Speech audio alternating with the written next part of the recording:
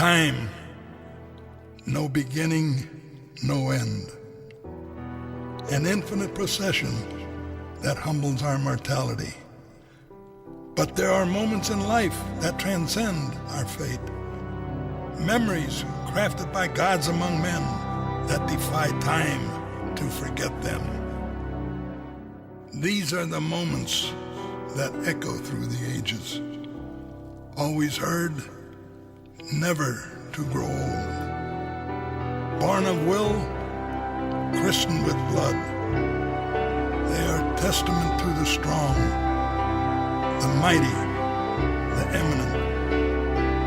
Deities who defy their own mortality to forge an indelible imprint in the annals of time. Like the mythic gods of ancient Greece, they may thrill us, inspire us, at times make us angry, but they will never let us forget them. Tonight is their night, their battle, their moment of ultimate sacrifice. For this is their theater, their altar, their chance for divinity. Welcome to WrestleMania, the showcase of the immortals.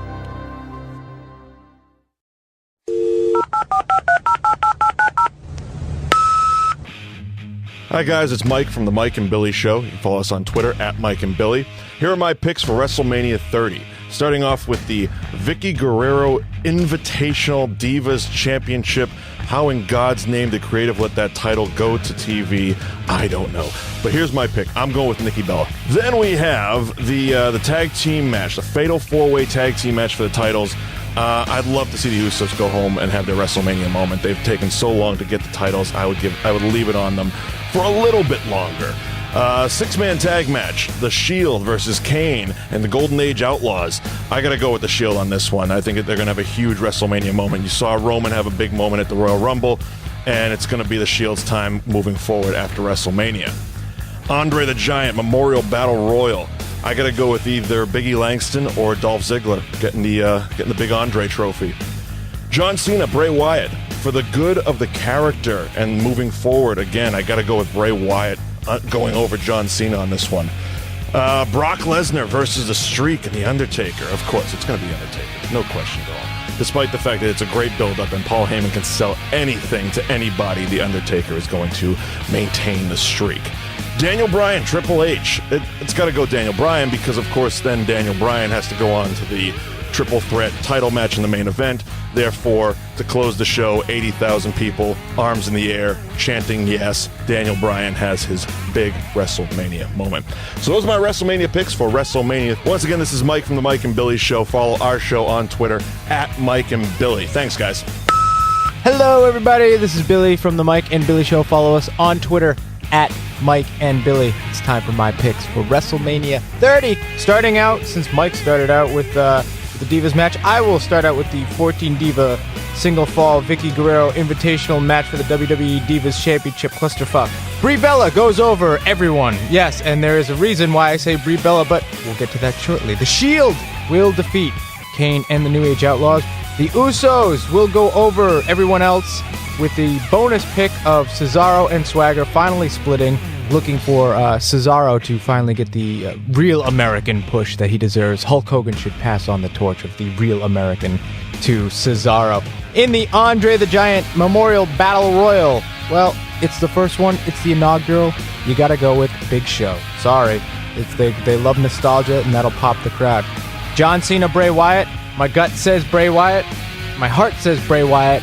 WWE will probably say John Cena, but you know what? I don't care. Bray Wyatt has to go over in this match because John Cena can eat a loss every now and then. It's fine. In the Battle of the Beast versus the Streak, The Undertaker will be 22-0 in the Streak match, and Paul Heyman will be 0-2. Daniel Bryan versus Triple H. Of course, the Yes Movement will roll on into the Triple Threat match, where we see Daniel Bryan winning the WWE World Heavyweight Championship, and the big final moment of the evening will be Daniel Bryan and Brie Bella celebrating in confetti so they can put it all on Total Divas. So that's my picks It's Billy from the Mike and Billy Show. Remember, follow us on Twitter at Mike and Billy. Thanks a lot, guys.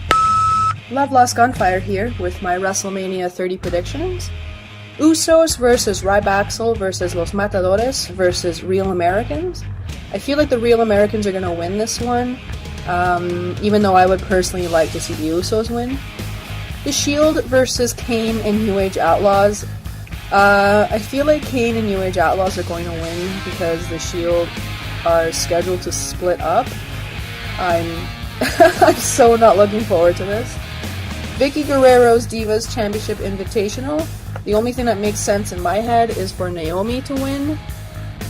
Andre the Giant Memorial Battle Royal. I couldn't care enough about this to have a prediction. Sorry. John Cena versus Bray Wyatt. Cena will win the match, but overall it'll be a win for Bray Wyatt because he'll be able to prove that Cena is just as much a monster as anyone else. Undertaker versus Brock Lesnar. Undertaker, come on, he's gonna continue the streak. Daniel Bryan versus Triple H. That'll be probably a dirty win for Triple H, which will mean a fatal 4-way for the WWE World Heavyweight title, and the winner of the fatal 4-way will probably be Daniel Bryan. So there you have it. Those are my picks. Thanks a lot for listening to them, and let's look forward to Sunday. Hey there, Marks. This is Brian from the Shermaniacs. You can follow us on Twitter at Shermaniacs, and here are my predictions for WrestleMania 30. AJ is going to retain her Divas title. They're making us think the Big Show is going to win the Battle Royal, which leads me to believe otherwise. I'd like to see Sandow, Ziggler, or Fandango win, but I wouldn't be surprised if one of the mystery entrants ends up holding the trophy. I'm keeping my fingers crossed that Mark Sherman and Scotty Slade are two of those surprise entrants. The Shield will defeat Kane and the Outlaws. Real Americans will win the tag titles, finally, I hope. Cena is going to defeat Wyatt, not because he's Super Cena. Something interesting will come from it. It won't just be another win for John Cena. The Undertaker has been my favorite since debut, but I'm ready for the streak to end, if it's done right. Having The Undertaker lose to a part-time star from 10 years ago isn't the right way. He should lose to a newer star with a bright future, so Taker's going to beat Lesnar. And I know Daniel Bryan is hot right now, but he'll benefit greatly from losing his match with Triple H. He'll likely lose it due to outside interference or some other means, not a clean loss. So the main event will be 3/4 of Evolution against each other, which I'm excited about. Alright, so I could be wrong in my last prediction. If Bryan makes it to the main event, Batista will win the title, because the fans are so against it. If Triple H makes it to the main event, Triple H will win the title, because the fans are even more against that. Fans will be furious, but they'll still watch Raw on Monday. I mean, Mania sells itself, but Raw makes money off of ratings. So I think on Monday, which traditionally is a huge night, being the night after Mania, and just look at the night after Mania for the past few years. Rock challenges Cena, Lesnar returns, Ziggler's cash in. So Monday night, Bryan is going to get a title shot, and he's going to win it this Monday. Alright, my name is Craig Kelly. You can find me on Twitter at LavlerLOW. And these are my WrestleMania predictions. Okay, so I think for your first match, the Usos go over the Real Americans. I think the Real Americans deserve it, but the Usos will win. I think the second match tonight is going to be AJ Lee going over all of the Divas in what's going to be one hell of an awful match. Undertaker goes over Brock Lesnar. Big Show or Alexander Rusev wins the Andre the Giant Memorial Battle Royal. The Shield go over Kane and the New Age Outlaws, possibly with Reigns breaking off as a babyface the next night. Bray Wyatt goes over Cena. I think a lot of people are expecting Cena to win, but I'm pretty sure Bray's going to get that. I think Daniel Bryan goes over Triple H, and then again Daniel Bryan wins the World Heavyweight Championship match. Hey, what's up, guys? This is the Heels fan at Heels Are Cooler on Twitter. And here are my WrestleMania 30 predictions. Let's start off with the tag team turmoil. We've got to take out Los Matadores because they suck. There's no point in them in there. Right back, so team sucks. The two teams that matter, the Real Americans and the Usos. And I see the Real Americans breaking up real soon, so the Usos are going to retain and get that much-needed WrestleMania moment.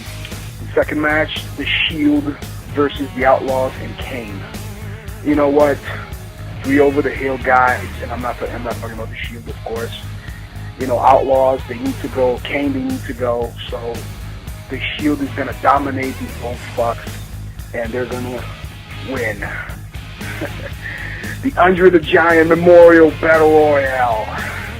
You know, if this is just another Battle Royal, you know, just to fill in the card and just put the guys in and whatnot, then I see Big Show winning. But if this is for a greater purpose, then, you know, to elevate the worker, I have to give it to Dolph Ziggler all the way. Dolph Ziggler wins. The Divas clusterfuck match, and that's what I'm calling it. 14 Divas in one freaking match. One fall. Come on. It's a clusterfuck. You know, and I don't give a crap. I'm not even going to explain my reasons, but AJ wins and retains. John Cena versus Bray Wyatt. Bray Wyatt, man. Bray Wyatt's got to win. Because, come on, if Cena wins, what's the point, man? What's the point of having these guys, you know, battle it out at WrestleMania? You know, Cena, you've got to put him over, for real. And then we got The Undertaker versus Brock Lesnar. And it's a given. Kane. Sorry, man. The Undertaker's gonna win, man. The Undertaker, come on, the street can't end. And Brock Lesnar's a part-time guy. There's no way, man. There's no way. Daniel Bryan versus Triple H. You know what? It's gonna be a great match, and I see Daniel Bryan winning because he's gonna win. And he's gonna go on to that main event, and he's gonna be in that triple threat. And I'm going to tell you right now, that triple threat is not going to be a triple threat. Because the Triple H, man, he's going to be so pissed off about it that he's going to insert himself in that match. And that match is going to turn into a fatal 4-way. Mark my words, man. Mark my words, Mark's on commentary. Mark my words. It's going to be a fatal 4-way. But it doesn't matter, because at the end of the day, Daniel Bryan is going to win, and he's going to become the new WWE World Heavyweight Champion. Yes! Yes! Yes! This is Dan Butler from 97 Won the Ticket here in Detroit. My WrestleMania predictions. The WrestleMania Tag Team Championship Fatal 4-Way match will be kind of a snoozer. Go grab your popcorn and pop match. The Usos retain in a boring snooze fest opening contest. The Shield versus Kane and New Age Outlaws should be very intriguing. Roman Reigns is the future of the WWE in my book. The Shield dominates this match. The old versus the new, and the old loses. The Andre the Giant Battle Royal. Not confirmed yet on who the final 3 or 4 superstars is. Looking for RVD to make his return at WrestleMania. I think RVD does take the Andre the Giant Battle Memorial. Should be a good match. I'm looking forward to seeing the Big Show and the Great Khali get eliminated pretty quickly, but we'll see what happens on that one. But my winner is RVD. Vicky Guerrero's Divas Championship Invitational with the whole Divas locker room. Good match. I'm looking forward to this, seeing that it promotes all the Divas from Total Divas.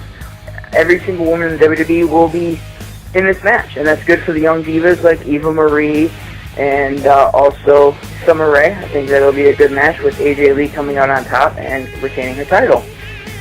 Randy Orton versus Batista versus either Triple H or Daniel Bryan.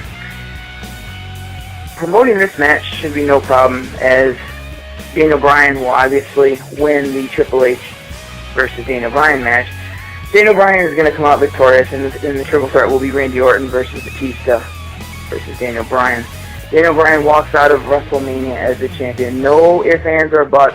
They've been pushing this guy way too hard and putting him through roadblock after roadblock, and he continues to kick him down one after another. The GOAT wins the belt, and the Yes Movement moves on. The biggest match of the night is definitely The Undertaker versus Brock Lesnar for the streak. Should be a good match. I know that these guys don't particularly like each other in real life. I know they've had some altercations at UFC events, and they don't particularly like each other too much, is what I've heard from rumors. The streak will never be broken. Just point and blank, the streak will never end, and The Undertaker wins a brutal contest. I think that Brock will dominate the majority of this match. I think that The Undertaker in CM Punk last year. Nothing can live up to the hype of that match. I think that match was outstanding. On the CM Punk note, I don't see him returning at WrestleMania. And then the one final match that I do forgot to spoke of was John Cena versus Bray Wyatt. Bray Wyatt takes the win here on a surprise shocker. John Cena won his big match with The Rock. I think it's time to kind of pass the torch a little bit to Bray Wyatt.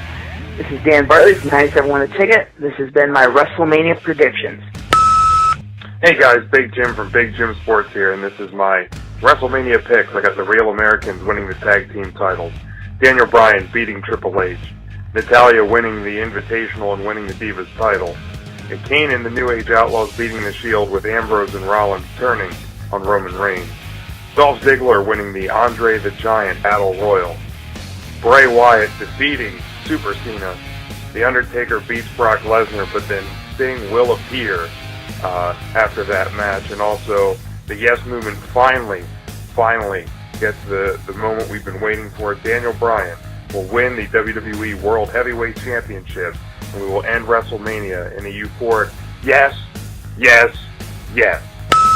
This is Kurt Clendenin from Andy's Army, and I just want to thank you for having us on the show and interviewing us about getting Andy Kaufman inducted into the 2014 WWE Hall of Fame, and these are my picks for the WrestleMania 30. We have Daniel Bryan, Undertaker, New Age Outlaws, John Cena, Usos, Sheamus, and Naomi. And now, ladies and gentlemen, the official Marks on Commentary theme song. Marks on Commentary Podcast. They've got nifty t-shirts that will last.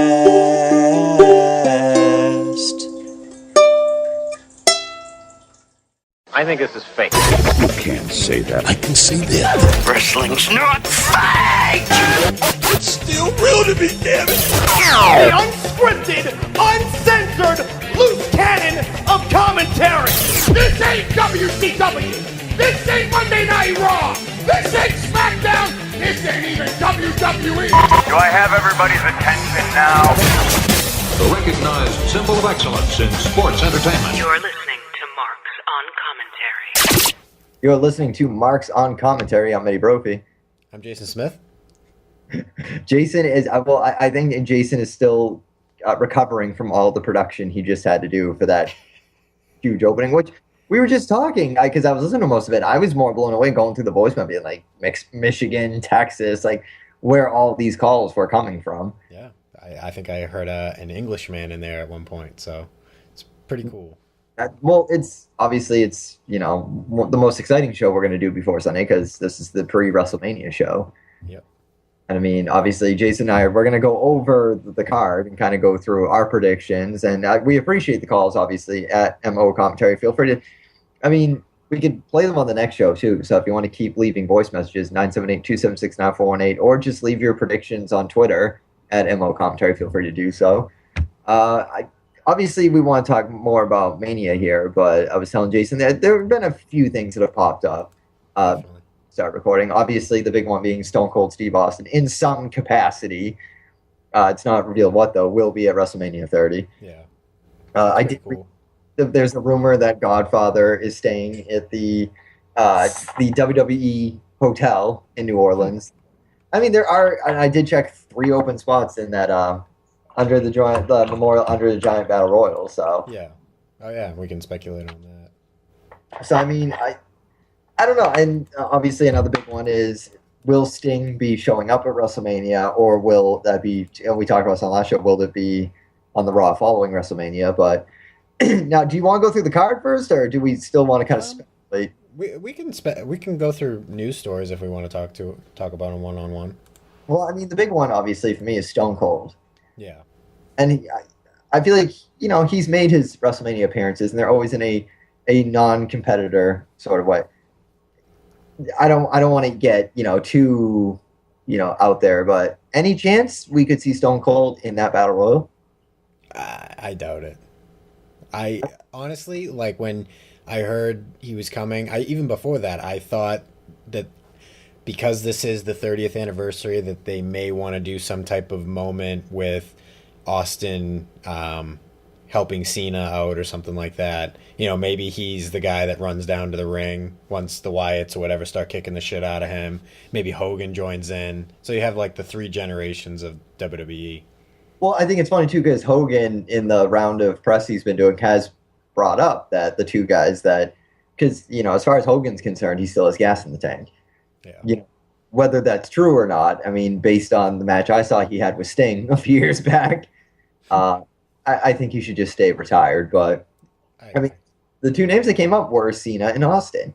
Mm-hmm. I mean, are they dream matches? I think to a degree, yeah. I mean, I think probably more Hogan and Cena than Austin and Hogan. But I mean, that would be a cool idea. If nothing else, that would be a WrestleMania moment. And that's what I mean. Like, if they're going to hype up, and obviously TMZ leaked it before, and once again, another TMZ leak leads to WWE confirming it. I don't know personally, because I don't work for WWE, but I don't know if that was meant to be a surprise or not.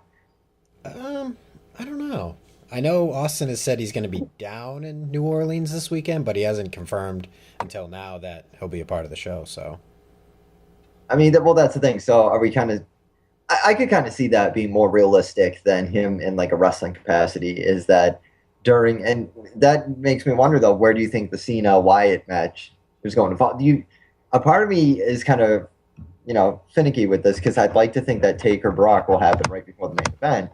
But we could be surprised, and it could be Wyatt Cena before the main event. True. Yeah, I guess so. I mean, frankly, and this is going to sound like sacrilege to most of our listeners, but I'm almost more excited about Cena and Wyatt than I am about Taker and Brock. I agree with you. For some of the storylines that Cena's had in the past couple of years, I'm actually kind of on Cena's side for this one. You know what I mean? It's a good story. You're not getting Cena shoved down your throat. He's kind of taken a step back, and it kind of has helped his on-screen character, in my opinion. Well, because it's gone back and forth, really. But it's more been in favor of Wyatt. However, Taker and Brock, it's been all in favor of Taker. Yeah, which is strange. There was a rumor that I read about during the confrontation that Mark Calloway had with Brock at the UFC match, that if Brock had accepted the offer on WWE's behalf, that Brock at the time was looking like he was going to be the guy to end the streak. Should he be the guy to end the streak this year? No. And I think that's the other reason why I'm not really, it's definitely a match I wouldn't mind seeing again. But it's not as exciting, I guess, because once again, last year was really exciting because CM Punk was so over that it could have gone either way. Yeah. You almost knew, hands down, it had to go favorably for Taker, which with the death of William Moody, obviously, but so it had to kind of come out looking like a tribute match to his former manager. But there was still it was ambiguous because it really could have gone either way. With this one, for me, it's got to lean most favorably in Taker's place. Mm-hmm. And I mean, I told ran right through the Hall of Fame because the inductors, I guess you would say, the people that are inducting all the Hall of Famers this year were released. And obviously, I should probably be bouncing around here, but Scott Hall, they haven't come right out and said who's inducting him, but I'm leaning more towards probably Kevin Nash for that one. Yeah. Or possibly even Kevin Nash as Diesel. That would be cool. So, you know what I mean?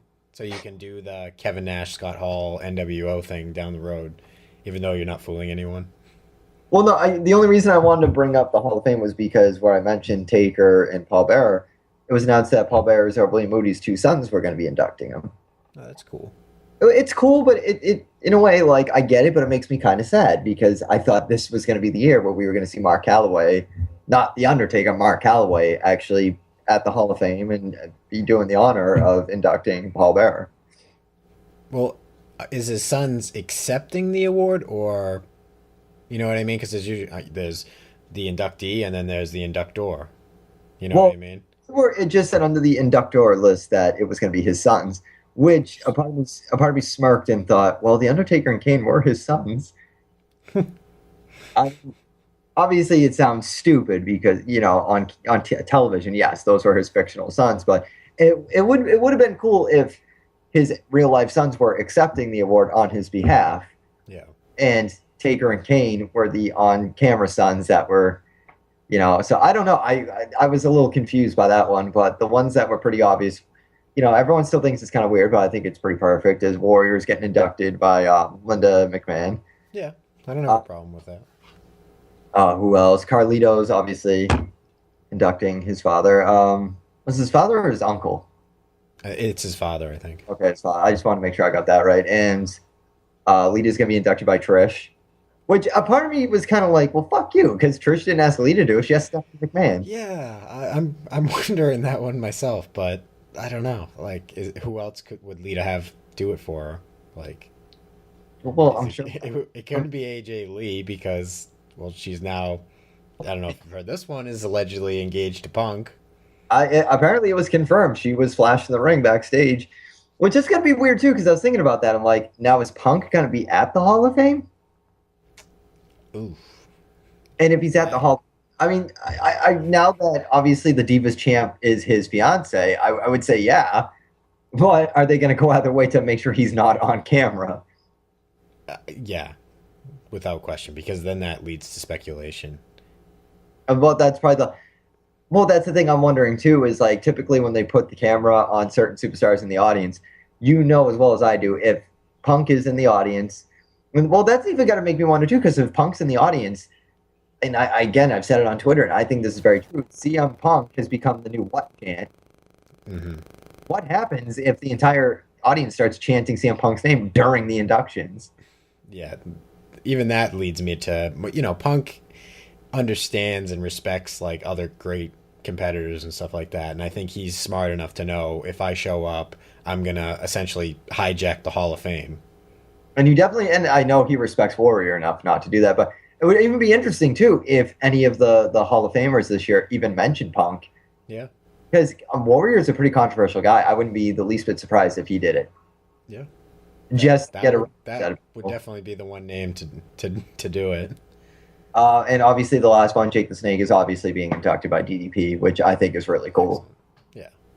I mean, obviously I didn't see DDP inducting both, Razor Ramon and Jake the Snake. It makes perfect sense in terms of what they're trying to do in the future to have, and as you said, Diesel do it as opposed to Kevin Nash. Yeah. But the other thing too was I actually saw photos. I don't know if you saw these of the actual Hall of Fame rings they have this year. Yeah, they're pretty cool. Where Warrior actually had the logo, and I thought that was pretty cool. I think that is like that because it's not Jim Hellwig or whatever anymore. It's whatever he legally changed his name to. As far as I guess, he legally changed his name to Warrior, which I do want to ask really quickly. And I don't know if we'll get any responses. So if you are listening, are we on Podomatic tomorrow? What's tomorrow? Tomorrow is the 4th. We are. Our archive of podcasts are back up. The special, off commentary episode we did is up, and this one will be up.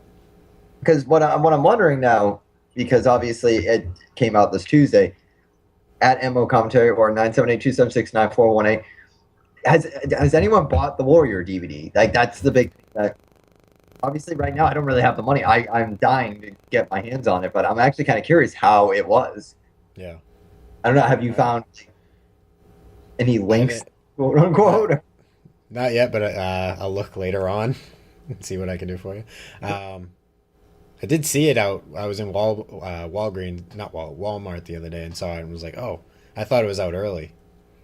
No, I'm really excited because there was a clip that was posted on YouTube. Somebody was reviewing it, and I hate those videos, and it was an intro he was doing before they do the matches, and he does address the self-destruction of the Ultimate Warrior DVD. Yeah. Which I thought was big on WWE's part because obviously they're the ones that look like the assholes in this case. Mm-hmm.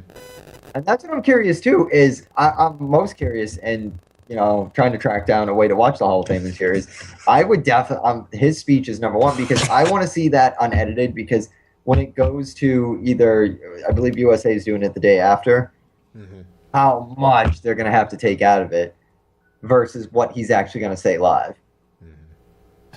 So, but that's me going off a tangent. But going back to this card here, where do you want to start match-wise?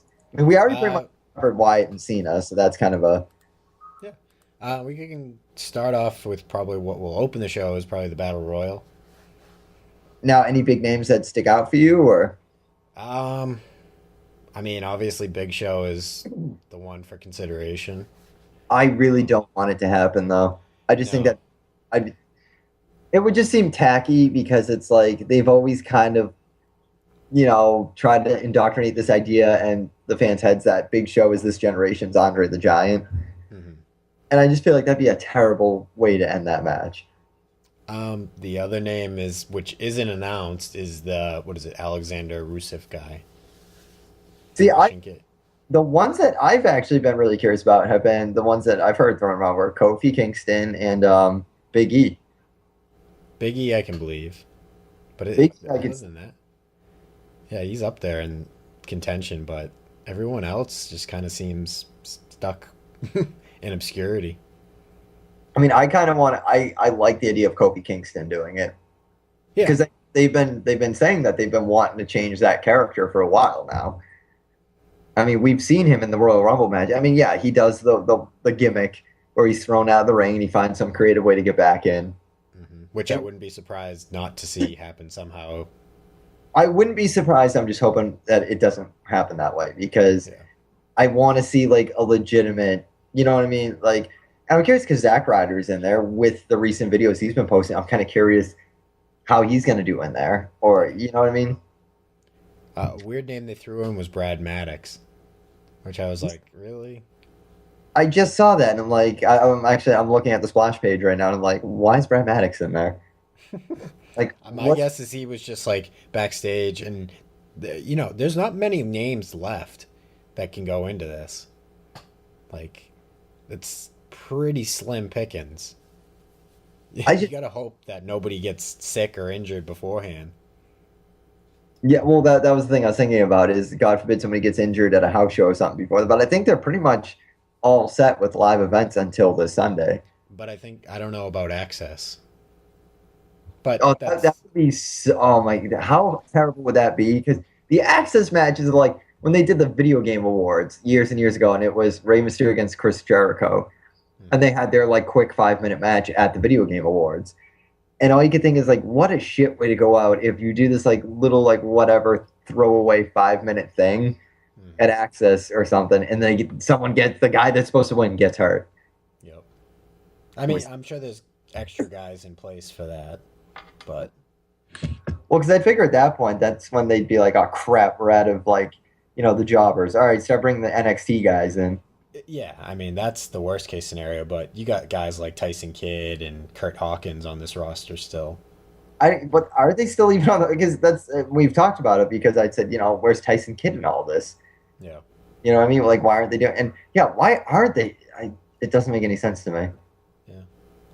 But what do you think the likelihood of us getting some actual like legend names in here? There's 3 open spots. Yeah. I mean, my thing with this though is I don't want them to blow it like they have in the Royal Rumble in the past couple of years. I want like a good notable legend. Like who would you say? Like who would stick out as something interesting? I mean, the obvious pick is Warrior. Like, I just think that would be cool to see Warrior. I think one that would be really, Jake the Snake even. But I think the one that would be cool that would catch everyone off guard, and some people would probably hate, and I probably not might hate, they would hate it, was Lita. I mean, I don't see why you couldn't throw in at least one of the Hall of Famers in those 3 spots. Yeah. But even, I don't know, I'm even looking at somebody like X-Pac or something, or maybe a Rob Van Dam. Don't get me wrong, I would love to see either RVD or X-Pac take the spot. I would just love to see X-Pac compete in a WWE. Like, we've seen the X-Pac cameos, and we've seen the X-Vlogs and all that. I would love to see X-Pac in the classic red and black attire. Yeah. Like, that's the thing is, if X-Pac gets in a ring, I don't want to see the green DX attire. Like, no, DX isn't a thing anymore. I would love to see X-Pac return with, what he wore at SummerSlam in 98. Or even as 1-2-3 Kid, because if they're inducting Razor Ramon and they're probably going to induct Kevin Nash's Diesel, why not bring back 1-2-3 Kid character? Well, my hope is that we get some type of photo with the Clique in entirety together. At the event or at the Hall of Fame? At least at the Hall of Fame. Oh, I'm almost banking on the fact that you'll. I wouldn't be the least bit surprised if you get it where it's Nash, Hall, Shawn Michaels, and Triple H, almost recreating the final battle they did in the steel cage. Yeah. So that one, I mean, yeah, there are a lot of names in this battle royal, and I'm curious too. Is this going to be the type of battle royal where everybody's already out there and they just all jump in the ring, or are they doing it like? I don't know. Like what I was thinking is, and kind of hoping that they do, is use the pre-show to like let everybody get their entrance in, and then the start of the show is the battle royal. I mean, I do want to argue and say that would be, because that's 30 guys coming out, unless they're just really quick intros. Yeah, unless you get the generic, Raw theme, everybody walks out at once, which always looks shitty. I've always hated that, but I mean, in terms of it being a time saver, because that's the thing, they say Battle Royal, it's not a Royal Rumble, so it's not like one entrant's going to come out every minute or so. It's not like they're all going to be in there. Because what I'm picturing, because that's the thing, if you have 3 spots left and you have 3 spots for a potential legend or legends, I want to see an entrance from them. Yeah. The one idea I had was, if you remember WrestleMania 14 in Boston, where basically all the tag teams are already out there, and then LOD got their entrance because they were making their big return. Yeah. Something like that would be really cool. I think it just to not have like the entrances kind of takes away from the match where you're like, you know what I mean? Like you guys can't even get an entrance, and I don't know. They're lucky they're even getting a spot on the card. True. But I mean like none of thing. them are worth highlighting.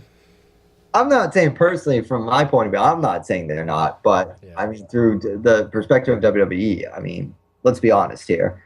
I think that's how that company's treating all these guys is you're lucky you're getting anything this year. True. Which is sad, but another match here. Let's move on here to Vicky Guerrero Bathroom Invitational match. I think this is going to be just a fucking punch fest. I don't know just if you've seen the Divas division. It's just getting like physical now. I mean, they can't perform the moves, so they just kind of throw themselves at each other. I almost see this going in favor of Tamina. Because I have such a hard time picking a winner, even though it contraries to my belief that they want to use this as the season finale of like Total Divas or whatever, I'd probably say AJ retains. Yeah. But if I had to pick somebody else, I'd probably say Natty. Yeah. But no, I mean that's a pretty good. If this is, have you read that? Is that what they're doing? No, my guess is that's how it plays out. But that's only speculation on my part. And then, if that's the case, I see Summer Rae walking out with it. Ugh. No, I mean, I want one of the 2 legitimate ones, quote unquote legitimate. But no, the legitimate ones would be Snuka or Natty to take it, or have AJ retain. Because at this point, too, and it's funny because I remember she was counting the number of days she's held the Divas title, almost doing like a play off the Punk thing with the WWE title. And like, I wanted to say it, but I was trying to be very politically correct on Twitter. But like, I essentially having that bragging right of you're the longest reigning Divas champion, you're like essentially like the smartest kid with Down syndrome. And I did have to refrain from writing that on Twitter because I was like, you know what, Jason and I already have enough heat for whatever reasons. The Shield versus Kane and the New Age Sellouts. What do you think? I'm actually excited about this one. Yeah, I'm looking forward to it. I kind of wish it had more of a street fight kind of feel to it. I think that would have been more up the Outlaws, style. But no, it should be fun. I think they're going to deliver, and Kane gets a chance to be on WrestleMania again. If I had to pick one, everybody seems to count the Shield out, and that'll be the disbanding, action that takes them out. I kind of see the Shield going over in this. Here's the thing. If you're going to break up the Shield, break them up right. I see them getting over Kane and the Outlaws because, for what it's worth, the younger guys should win this match. Yeah. mean, what do Kane and the Outlaws have to gain from this? Absolutely nothing. I thought it was awesome that they put the straps back on the Outlaws. That was cool. I mean, at this point in his career, Kane really has nothing left to prove or really gain. I mean, he's never going to be a world heavyweight champion again. If he's anything, he'll be a tag team champion again. But at this point, it's the Kane character is pretty much dead to me. Yeah. This is how Glenn Jacobs is going to retire. He's probably more than likely he might have one more match as masked and wigged Kane, but I think at this point his career is pretty much. This is where you see like the slow decline. I think if you're going to do it though, if you're going to break up the Shield, do it the following way. Have your champion at SummerSlam like we did last year, where we needed a number one contender. Have a number one contender match against all three members of the Shield and have Roman Reigns come out the victor. Yeah. Something like that where one of the members, namely Roman Reigns, gets an opportunity to go after the WWE Heavyweight Championship and have the other two guys present him. Because from what I understand, when they do break up the Shield, it's going to be Roman Reigns as a singles competitor and Seth Rollins and Dean Ambrose as tag competitors. What better way to turn them on him is to give him the spotlight, make him the breakout star by making him a number one contender. Yeah. And, I don't think that should happen until you get closer to SummerSlam. In fact, I'm going to state right now, your SummerSlam main event should be Roman Reigns versus whoever the hell is holding the World Heavyweight Championship. I'm all for it. Or at least have him win the Money in the Bank. So, I mean, that's another one, unless Money in the Bank is, all three members of the Shield are in it, and he happens to be the guy who gets the briefcase after knocking down either Ambrose or Seth Rollins. I mean, that's another one we didn't consider either. I mean, that would be cool because, I mean, you had explained to me that Money in the Bank is actually going to be in Boston this year. Yep, and I'm excited. That's going to be awesome. So, it's one pay-per-view I haven't been able to attend that I really wanted to. I mean, I was excited because, again, this all depends on how WrestleMania turns out, because the coolest thing about Money in the Bank in Chicago, obviously, was everything that happened with Punk, but it was cool because WrestleMania was such a colossal letdown that year. Yeah. So I almost feel like if WrestleMania is a huge letdown this Sunday, they have to make it up to us by Money in the Bank. I mean, because in my mind, Money in the Bank is essentially like the Royal Rumble before WrestleMania. Yeah. I mean, that's the match that kind of dictates where we're going with SummerSlam. That's the thing, too. SummerSlam's one of the big pay-per-views, one of the big four. But, I mean, with the exception of maybe a few years, SummerSlam usually is kind of a dud to me. It always has been. But I mean, there's been, like, the one main event that you're looking forward to, but the rest of the card is pretty forgettable at that. I mean, there were a few years, like, obviously, Bret Hart and British Bulldog, that was a big one with Warrior and Macho Man. That was a pretty big year. I still thought 98 SummerSlam was pretty awesome. I mean, yeah, there were unforgettable matches, but for the most part, I thought that was a pretty solid pay-per-view. Yeah. I mean, obviously for Austin and Taker, that was a pretty big one. I still thought that the street fight between the New Age Outlaws and Mankind was entertaining, even though it was a glorified squash match. Well, actually, moving on to tag team now. Do you even care who gets the straps in this? The tag match? Yeah. I don't know. Like, I'm not enthralled with anybody in this. I mean, I guess I'd like to see the Real Americans get it, I guess. I don't know. I'd be more in favor of Usos retain and the All Americans disband at this point. Because I am curious where they're going to take Cesaro, because clearly, like, the crowd really loves. I'm actually more shocked about the chance we're getting for the Real Americans at Monday Night Raw and SmackDowns. I think that's been really exciting, because anyone chanting for anything that Jack Swagger's doing is clearly a shocker in my book. It is just kind of cool, though, because last year Cesaro wasn't on the card at all. Yeah. And, there was the whole, well, that's why CM Punk wore the Cesaro shirt. He played it off like, no, I just didn't have anything else to wear. But clearly Cesaro's a guy that the boys in the back really respect. And it's funny because, certain superstars, like for Daniel Bryan, it was just chanting yes. All Cesaro had to do was spin a guy around the ring, and he's completely over. And that makes me wonder, as a wrestling fan, is it kind of insulting when, like, the one most trivial or stupid thing a wrestler does now is the thing that gets them over? That's the way it goes sometimes. I mean, I'm just curious, like, because I feel like, when we were kids, you genuinely were going with the person that you thought was the biggest badass, or just, like, who was the most likable. Now it's almost like whatever the dumbest thing someone, like, Fandango got over because of his theme song. You know what I mean? Like, I don't know.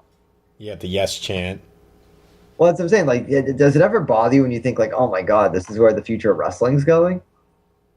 I don't know if it bothers me, but it's just, I don't know. It's kind of just a reflection of what pop culture is. It's find the dumbest thing and, gather around that. I mean, I can already jump the gun here and say that some smart ass listening is going to be like, well, Al Snow got over because of head. Yes, I will give you that. Al Snow got over because of a severed mannequin head. But I mean, I think that's definitely a reflection of the pop culture zeitgeist, if you will, of just people with such short attention spans. But moving along here, we basically covered our bases with the Taker Brock match. Yeah. I mean, I'm looking forward to it the way I would any Undertaker. I mean, I think what I'm mostly looking forward to is, like, what's his entrance going to be like this year? Should be cool. It always is. Even though it was fun attending last year on TV, it didn't look anything overly spectacular. Yeah. So I'm kind of hoping they amp it up this year. I was going to say, on television, like, the entrance was cool, but it was nothing compared to what he's done in the past. Yeah.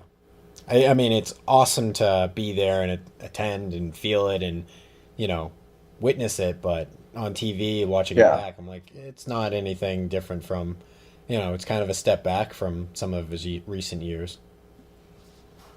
Now, obviously, the big one here is Triple H and Daniel Bryan. Mm-hmm. What are your thoughts on this? How do you see it ending? Like, okay, it depends where this match is kind of placed on the card in my mind.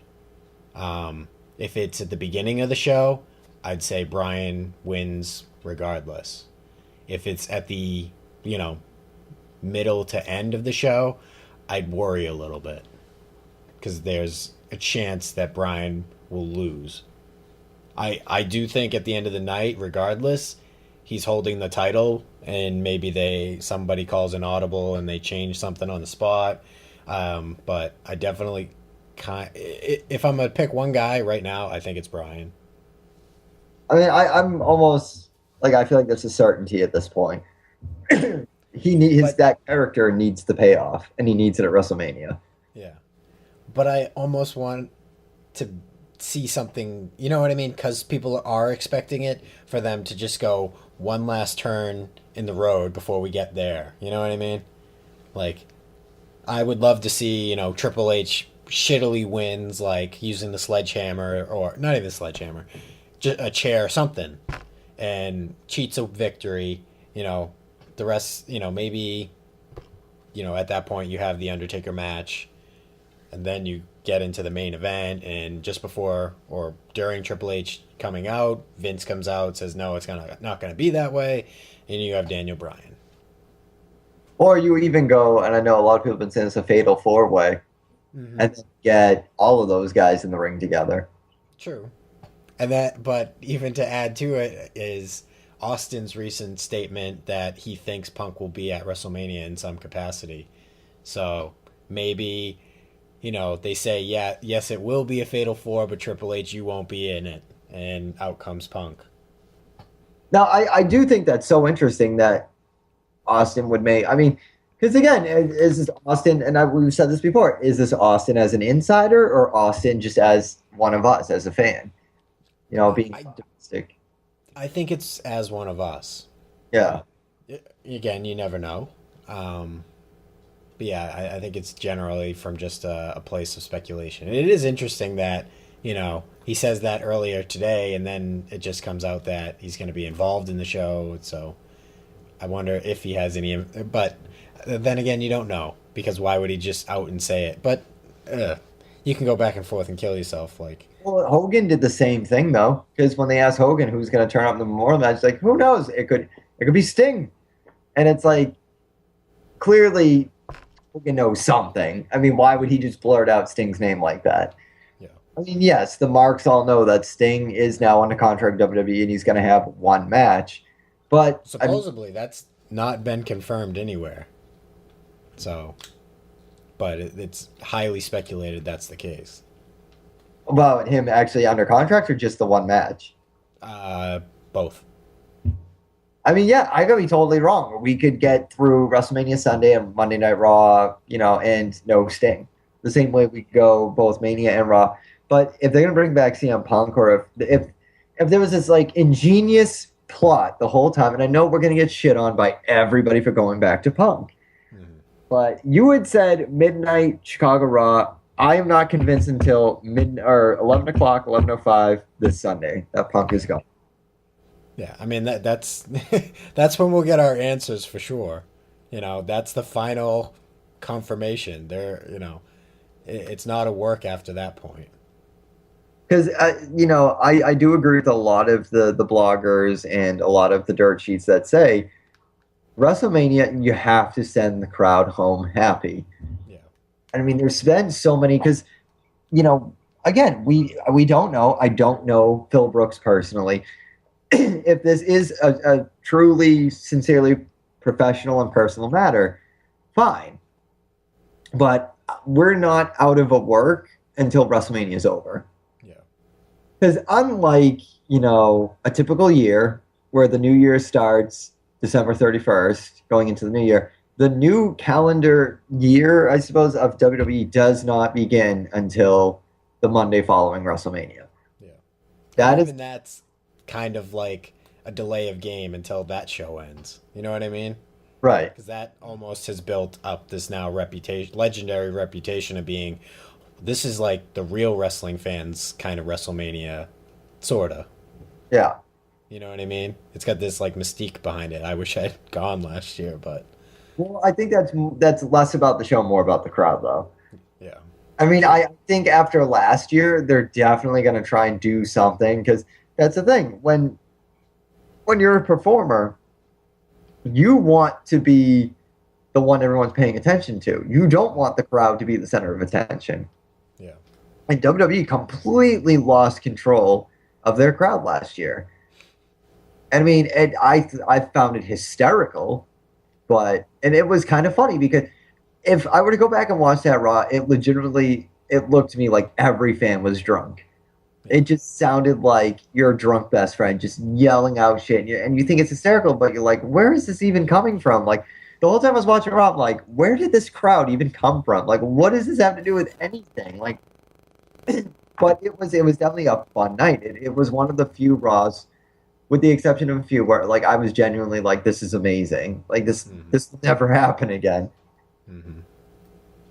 And that's where, I constantly say, Boston, you got to step up your game, man. All right, well, but looking into, speculated situations to happen at WrestleMania, Austin was on this list before for me, and now that's been confirmed. Out of Sting, Punk, and McMahon, who has the best chance of returning, debuting on this card? So I can only pick one out of the three. Yep. Oh, this is like a fuck, marry, kill because okay.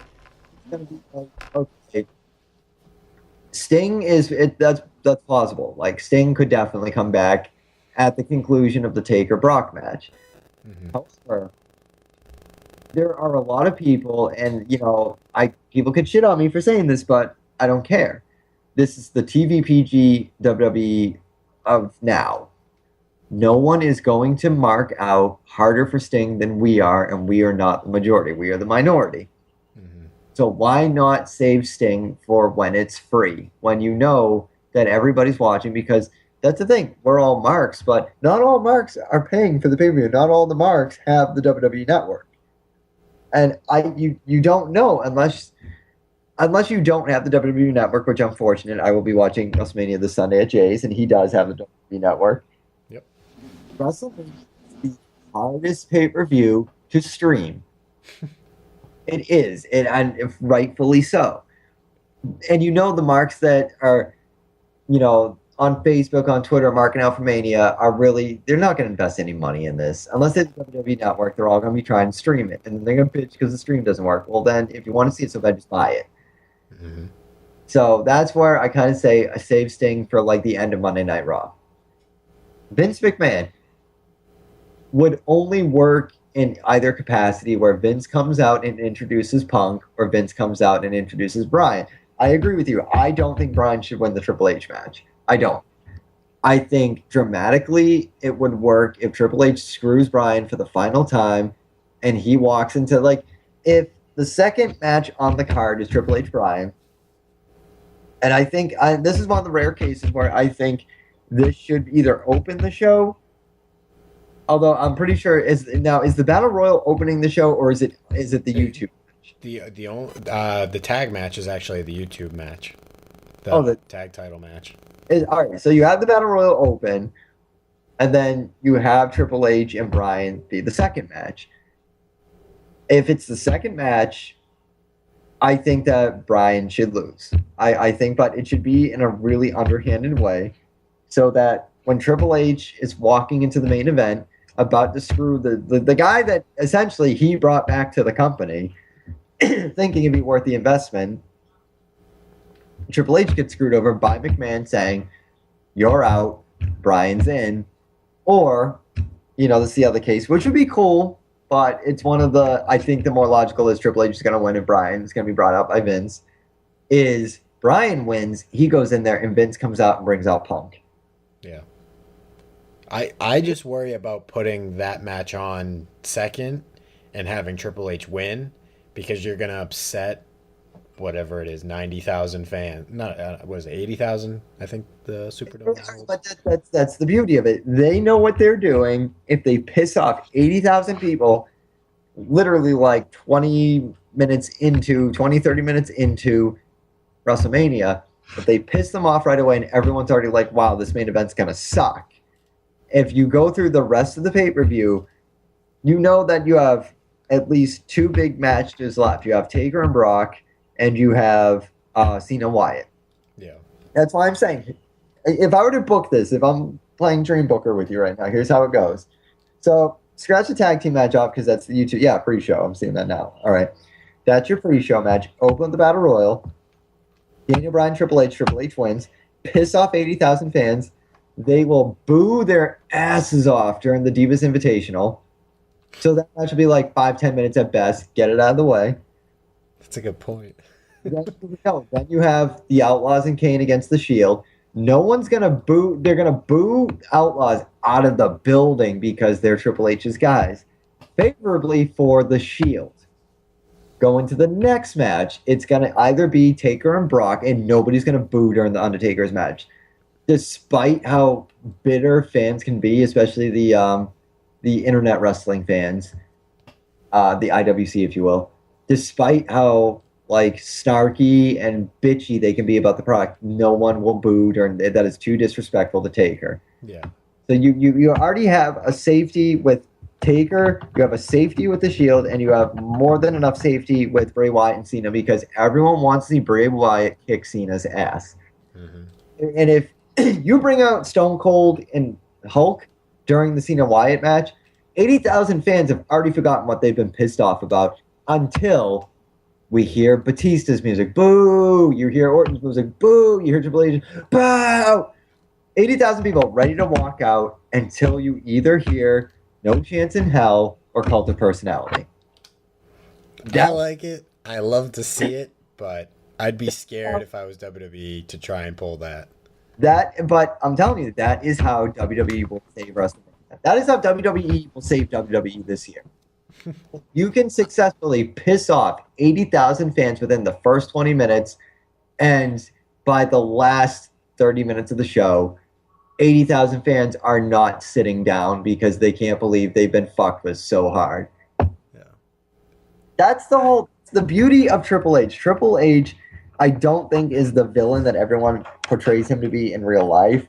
But my God, that man is brilliant in playing the perfect bad guy who you will literally give up on wrestling totally for if you have to put up with him being successful. So at the end of the night, who is your money on being champion? Realistically, Triple H wins everything.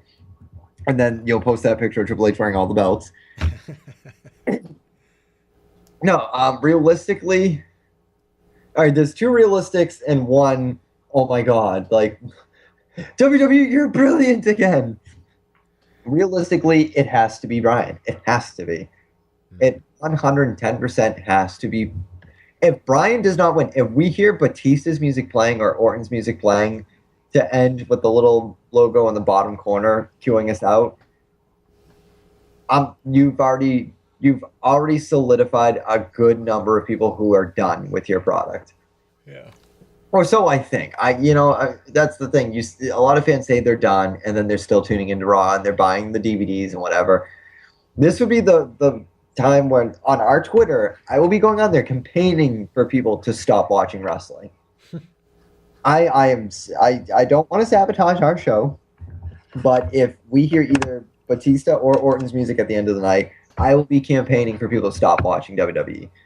Realistically, it has to be Bryan, but count on the fact that WWE has fucked us over before and probably will many more times. It may potentially be Orton or Batista. I mean, the angle that they may even think works is that Bautista is such they're gonna want to make money off of Bautista. Here's the thing about WWE: they don't like the fact that their fans are funnier and more creative than they are. So whoever came up with Bautista, obviously they don't want to give the credit to them. They're going to want to turn it so they can start making Bautista t-shirts. The same way they start making Cena Sucks t-shirts. Yep. We really do have to brace ourselves for there's the real possibility that Batista could walk out the champion. That's true. Because they already know how do you save such a failed return unless you get X-Pac heat on Batista? Think about it. Yeah. I'll be furious if that happens, but in the long run, I'm telling you right now, and on the post-Mania show, you can play this snippet back to me, so I have to own up to the fact that, well, I did say that. It would make sense for business. It would make sense for the character. Mm-hmm. To completely salvage Batista, because at this point, what do you do with Batista after WrestleMania? That maybe some feud with Triple H. That's the only thing I can think of. That's my thing. If you do not put the belt on him with this much heat, what are you going to do with Batista after WrestleMania? No, seriously, that is the only thing killing me right now because Bryan has more than earned his WrestleMania moment holding the belt over his shoulders. Unfortunately, they might be thinking the other way. They might think, you know what, though? If we screw Bryan over again, he's only going to get more popular.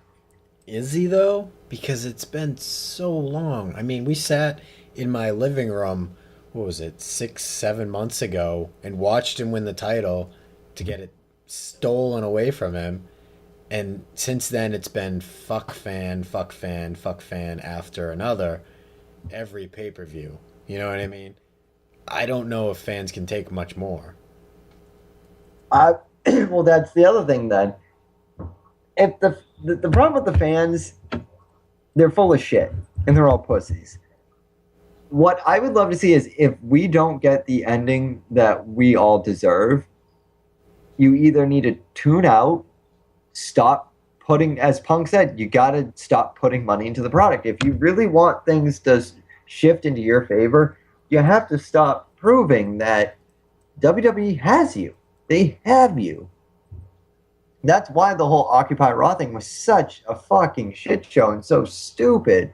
Because again, WWE, Vince McMahon is not stupid. The guy is brilliant. Absolutely brilliant. Mm-hmm. He's a fucking millionaire. He's an aristocrat. Vince McMahon symbolizes everything that Occupy Wall Street was against. Here's the thing, though. Vince did not make his millions by being stupid. Granted, his father built this company, and people could say, well, Vince just inherited. No, because you can inherit something and piss it away in a matter of months. Mm-hmm. Vince McMahon inherited something and has kept something going for decades. The man is not stupid. But what humors Vince McMahon more than anything? A group of fucking people who say, well, we're against this, but have no direction. That's why they keep bringing back this whole Occupy thing, because Vince is a Republican. As far as I know, he's a fucking millionaire. Like, he'll keep making money off of us because he knows he can.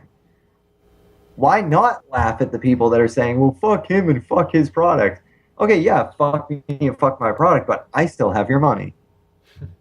So, at the end of the day, if you don't get the ending to the show that you want, then you need to do something about it. Yeah. And those are my two predictions. I think that either WWE is going to reward the fans and say, you know what, here you go, Brian, here's your moment, because they genuinely don't give a shit about us, but they believe in him in terms of being a merchandising juggernaut, or they're going to really stick it to the fans and say, all right, you think you could give up on us? Fine. Batista's your new champion. Good night, everybody. And there's a part of me that really wants that to happen now, because I kind of feel the same way that Vince would. I kind of feel that exact way. Like, you know what? Fuck the fans. Because you know what? When I thought wrestling sucked, guess what I stopped doing? I stopped watching it. You know what I mean? I mean, what are your thoughts on it? I'm genuinely curious. I really honestly feel that there's a better chance of CM Punk returning than there is Batista winning the title. I'm just trying to play out all the possible scenarios here. True. Because I'm just saying, the two popular things to do right now are to cheer for Bryan and to hate Batista. Mm-hmm. If I'm Vince McMahon, or I'm Paul Levesque, or I'm Stephanie McMahon, or whoever's calling the shots, if I'm booking this, those are the two directions I'm going in. Now, and of course, and those are my two realists. The third one is Punk not only main events at WrestleMania, he gets the title. He gives Bryan the first crack at the title. But bear in mind, too, that Brock Lesnar, what happened to him being a number one contender? I think they somehow finagled that into being challenging for the streak, if I remember the promo, where it was just like, I can do anything at WrestleMania, an open contract. And they were just like, yeah, I'll take on the streak. But yeah, that could be the post-WrestleMania match for somebody. I mean, you could even have Daniel Bryan win the title and then face Brock Lesnar at Extreme Rules. Mm-hmm. Which would be awesome. I wouldn't hate it.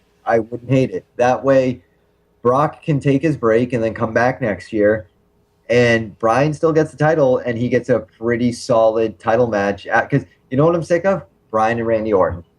Yeah. If Bryan wins the title, and I know there's that whole, well, the champion gets the rematch. Fine, try for the rematch on Raw, be done with it. Or just don't do it at all. Have Bryan either have Punk show up and win. That's a long shot. I'm not predicting that. I'm not saying it's going to happen, because it won't. Have Punk come back, win the title. Bryan challenges at Extreme Rules. He gets it. Punk announces, okay, I really am done with the company, but I want to do it the right way. Thanks, everybody. Love you all. Peace out. See you when I see you. Or have Punk win over Batista and Orton. Have Batista and Orton have their millionth fucking match, and have Daniel Bryan defend against Brock. I don't even know if Punk coming back means he has to win the belt. I think his whole thing has just been, I just want a main event WrestleMania. Yeah, but all right, if you're gonna, if either Punk walked out, or this has been a really elaborate work for the past X amount of months now, yeah, you can have Punk show up and have it still be a really amazing, holy fuck, mark out moment. But if you're going to go big, you know, if you're going to do something, go big or go home. And I say have fucking Punk win the title. I'm not sold. Huh? I'm not sold that he has to be, if he's there, he has to win it. I'm not saying he has to win it. I'm just saying, though, that, because that's another thing. Who do the fans love more, Punk or Bryan? It depends on any certain fan. Because that's the thing. If I work for WWE and I'm really aggravated because either Punk legitimately walked out, or our storyline works so well that it's working against us, and I'm so fucking sick of hearing people chant his name when we're trying to have a television show. Turn against the fan again. It'd be no different than giving Batista the title. All right, well, fine. You want to chant CM Punk? You want to chant yes? Guess what? They have to fight each other now. Who do you side with? You have to villainize one of them. Yeah. Come on, Jason. This is typical shit. It's WrestleMania, my friend. Like you have to go off the deep end with these conversations. I don't know. I can see a scenario where, it gets down to Punk and Bryan and they're duking it out, and maybe Punk ends up tapping at the end. And that's his swan song, and he leaves, and that's it. And then Bryan, maybe they have the handshake, confetti flying, fireworks going off. Bryan's the champ. Punk walks away. So do you see that? So you would figure it would have to be the two of them left. Like they'd have to be the last two guys. Yeah, just everybody else is beating the shit out of. They're lying on the floor, and then it's just... That's what I'm figuring. Like Orton and Batista are either, fighting around the ring or down the stage, or, Triple H comes down and beats up those two, or something stupid where Triple H has to be in the main event somehow. Yeah. Like he has to show up with the sledgehammer, or, he's gunning for Bryan and someone ducks and he nails Orton or he nails Batista. And I mean, there's your Batista Triple H match right there.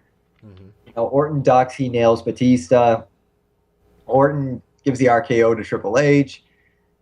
CM Punk hits the go to sleep on Orton, and then it's him and Daniel Bryan, or whatever. Like Triple H inadvertently nails Batista, and Daniel Bryan gets Orton in the yes lock. Either way, it has to end clean, and it has to end in pinfall or submission. I personally would like to see it end.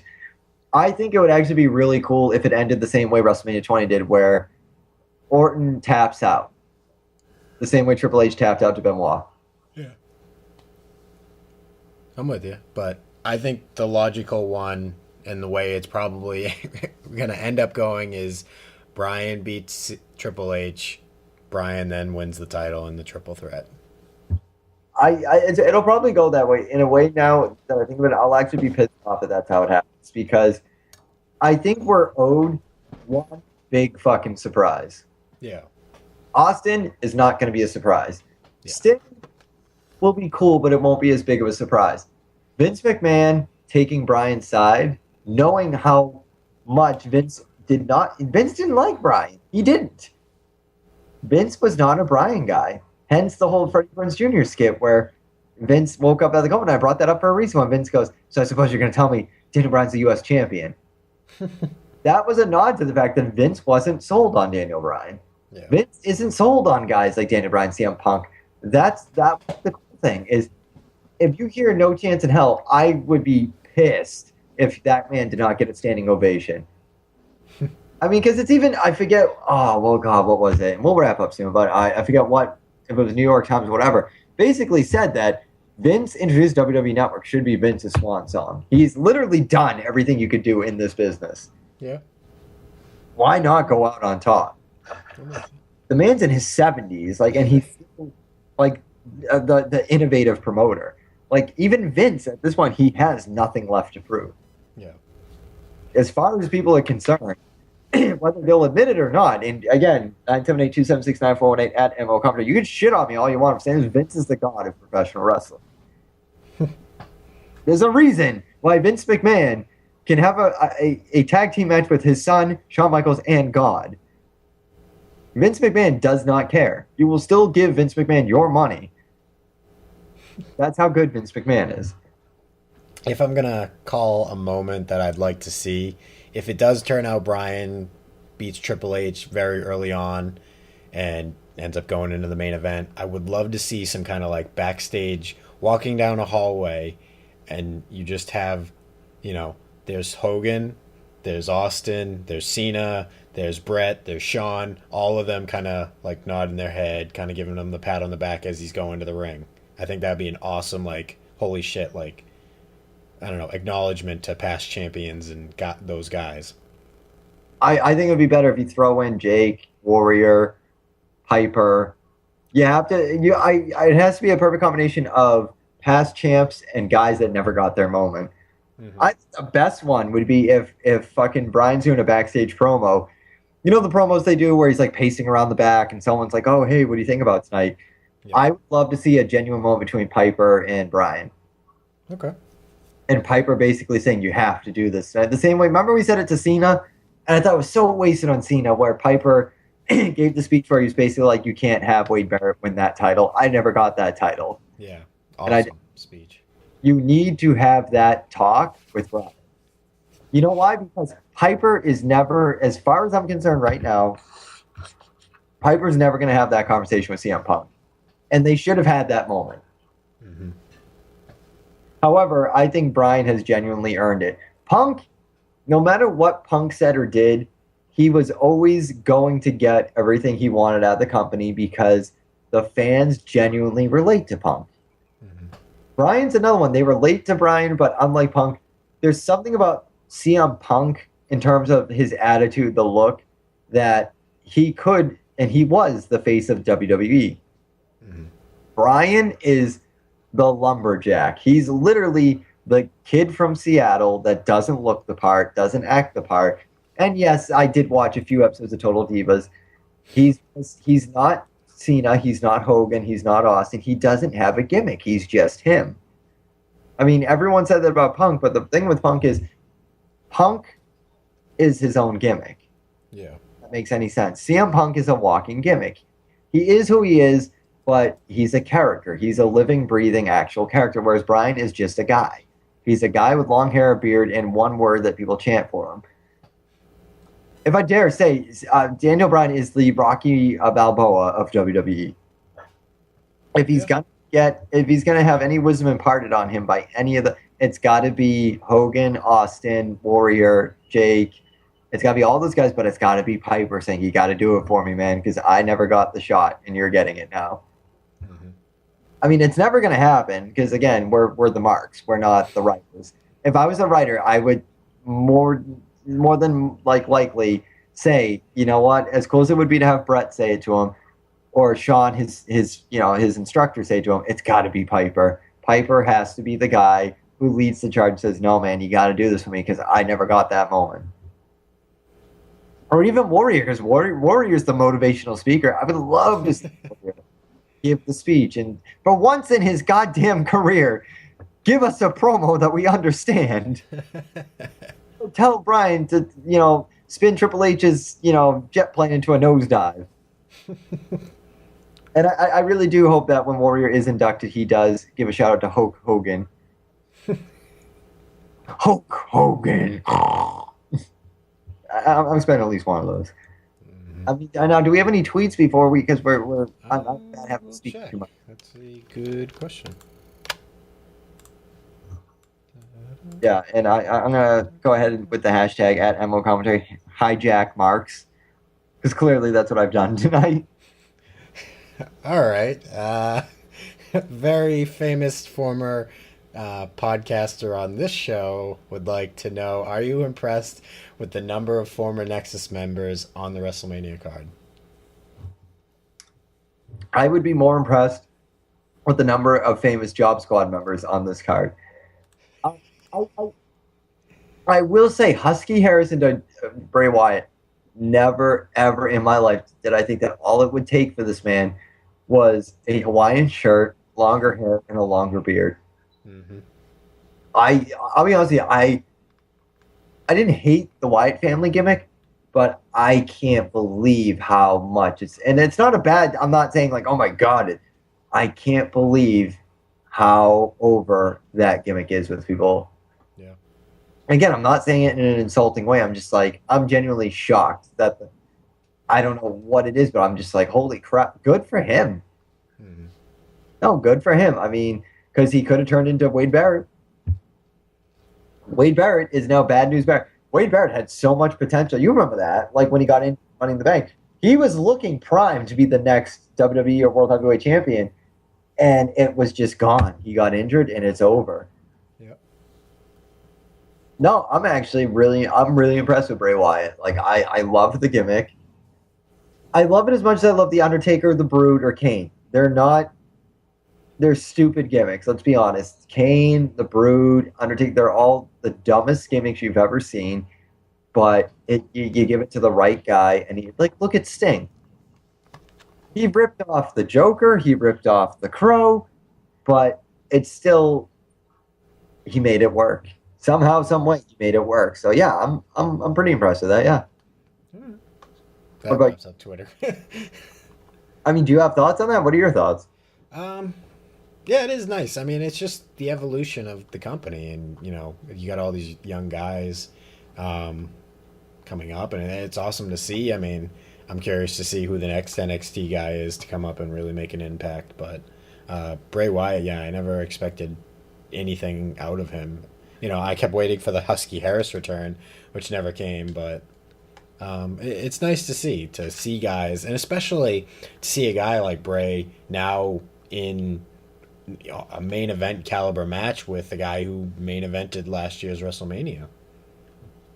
I mean, if I can compare it to anything, and I know this is going to sound terrible most people, if I compare this to anything, it would be the equivalent of, it's going to sound like an insult because it was a terrible match, but Hulk Hogan and Sid Justice. I mean, John Cena is this generation's Hulk Hogan. And I just think Bray Wyatt, I mean, he's got a lot of main event potential. I'm excited for a lot of things about this Sunday. I'm excited because Jason's going to be throwing a very impressive party, as far as I know. Yeah. We will be doing our best to either do a live show or just interact with all of you the best we can. We will be on Twitter. I know that. So. Yeah, I have an 8.5 hour day to look forward to the following day, but we'll figure it out. But I'm excited about that. I'm potentially excited about where do you get those pizzas from? I don't know if I'm gonna have pizzas, but I got a lot of other good stuff. I hope so. Hannaford's. It's Hannaford's Pizza. Hannaford's Pizza, yes. I would actually. Here's my mark out WrestleMania moment. It has nothing to do with WrestleMania. If I show up and Jason has Kelly's roast beef. or Calhoun. If I walk in and there's Calhoun or Kelly's, that will be my Marks on Commentary mark out moment.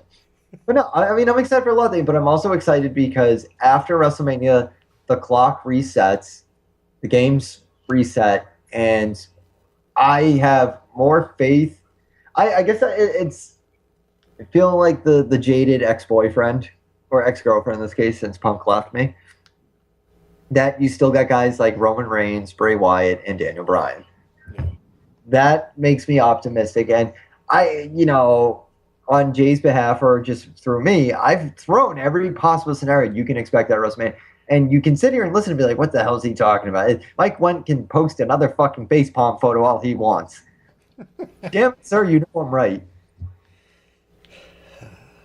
Speaking of Mike, and we have to thank them for calling in for the WrestleMania picks along with everybody else.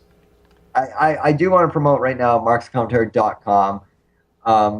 Unless you get expedited, I don't know if this is what I was going to say. I was kind of excited to see photos of people on Twitter watching WrestleMania wearing our shirts.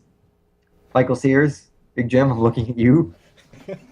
Catherine, former co-host. But no, I mean, I'm genuinely excited because I think if nothing else, if WrestleMania overall turns out to be a dud, you'll get at least one or two really phenomenal matches out of it.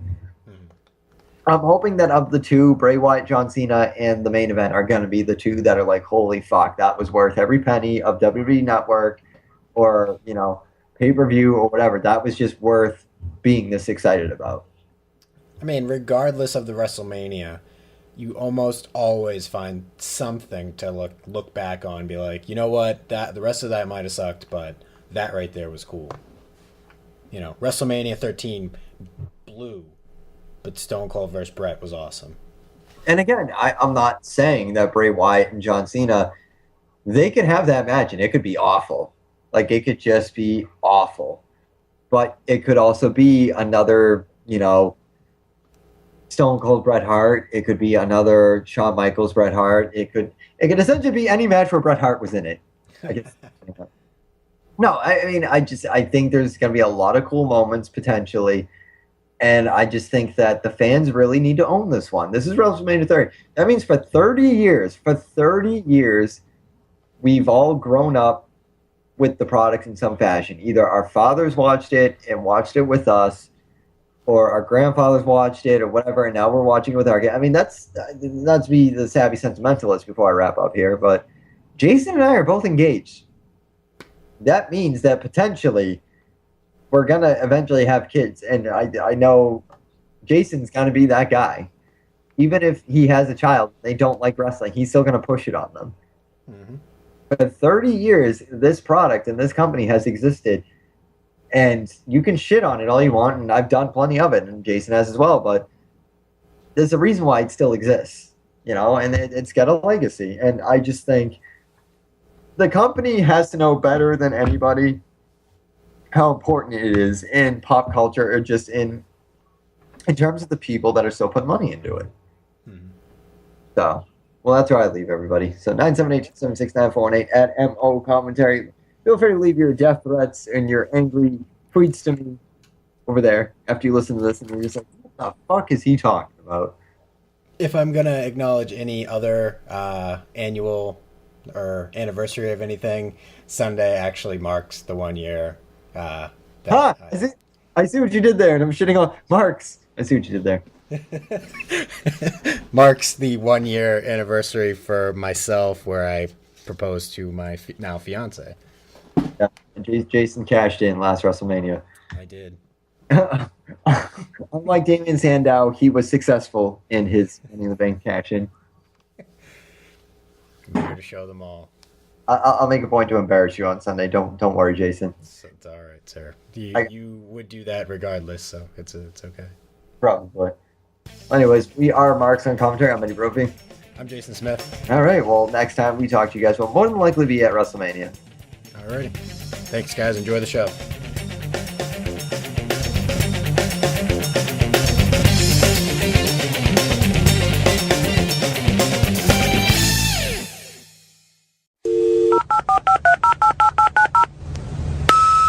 Hey, guys, it's Hoodie Yes Man on Twitter, and I saw your Marks on Mania series for WrestleMania 18, and I just wanted to comment on it, and I wanted to say my favorite Undertaker match was on that card, the Undertaker versus Ric Flair, but what y'all were talking about of if I could change anything, probably would have made Rock versus Nash and Austin versus Hogan.